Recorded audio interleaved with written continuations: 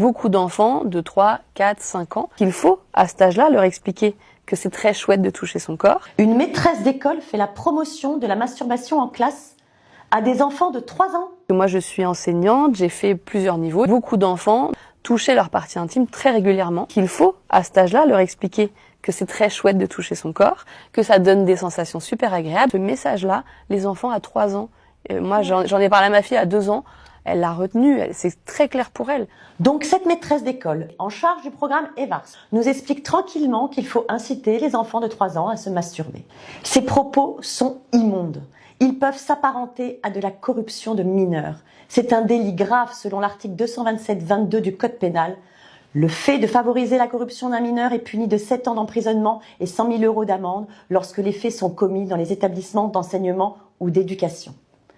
Je vais donc signaler ces propos au procureur de la République en application de l'article 40 du Code de procédure pénale. Et je demande expressément au ministre de l'Éducation nationale de suspendre immédiatement cette enseignante afin qu'une enquête administrative soit menée.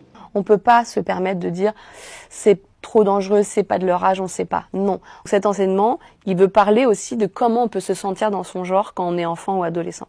Il y a plein d'enfants qui se sentent pas bien dans leur genre. On parle des enfants LGBT, on a passé des siècles à faire la promotion de l'hétérosexualité. Bon, est-ce que ça fait du bien aux gens? Je ne pense pas. Et donc leur excuse de « vous allez contaminer les enfants, leur mettre des idées dans la tête », c'est une façon, eux, de se cacher derrière les enfants pour exprimer leur homophobie et leur transphobie. Tous ces délires d'extrême gauche sont permis par le programme EVARS qui ouvre la porte à toutes ces dérives woke. Je réitère donc, par la même occasion, mon appel au ministre de l'Éducation nationale afin qu'il suspende ce programme EVARS. Mesdames et messieurs, je vous demande de partager cette vidéo le plus largement possible et de signer notre pétition pour suspendre le programme EVARS.